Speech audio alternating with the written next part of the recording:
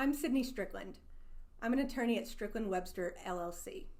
We're a criminal defense firm specializing in appeals and post-conviction relief. Today I want to talk a little bit about the kind of claims that we raise on appeal. On appeal, we're looking for two kinds of claims: trial court error or ineffective assistance of counsel. Now, there may be other claims, but these are the two general types of claims that you raise on appeal. A lot of clients who go to trial then have complaints about the credibility of witnesses.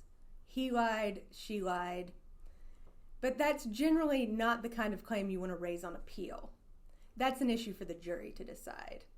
The things that we're looking for on appeal are more technical legal errors rather than credibility issues.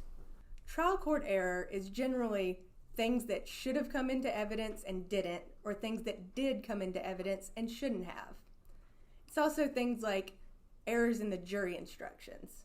Now, a lot of people think that the jury instructions are not important, but actually, jury instructions claims are some of the best to raise on appeal because it's important that the jury knew exactly what they were deciding. And when the trial court doesn't instruct them correctly, then we don't know that the jury decided the right thing.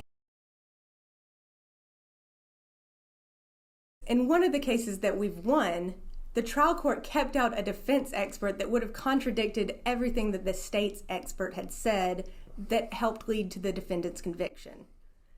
The Court of Appeals agreed with us that the trial court should not have excluded the defense expert, and that without that expert, our client's trial was fundamentally unfair.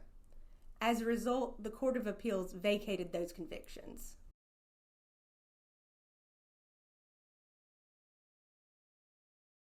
Ineffective assistance of counsel claims have two parts. First, you have to show that the trial attorney did something wrong.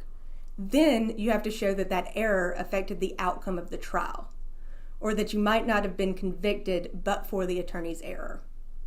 So when we're representing you on appeal, what we'll want to hear from you are the things that you asked your trial attorney to do that he or she did not do. Were there witnesses that you asked your attorney to speak with? Were there other investigations that you had asked your attorney to take on? Were there experts that you asked your attorney to hire? We'll want to hear about that to determine whether your attorney should have done that and whether that could have changed the outcome of your trial. We had a client who had a serious mental health issue that affected his actions that led to the charges against him. His attorney knew that he suffered some mental health issues, but did not pursue it any further. He did not have him evaluated to determine whether his mental health issues were actually a defense.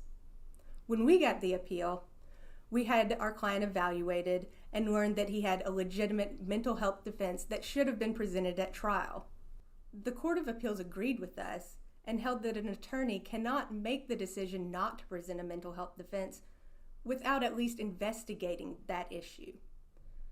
Because the attorney had not taken any steps to determine whether there was actually a mental health defense here, the Court of Appeals vacated our client's convictions. After we won the appeal, we presented the mental health issues to the state and were able to work out a resolution to let our client out immediately. If you have a loved one who needs representation in a motion for new trial or on appeal, we'd love to talk to you. You can reach us at 404-590-7967.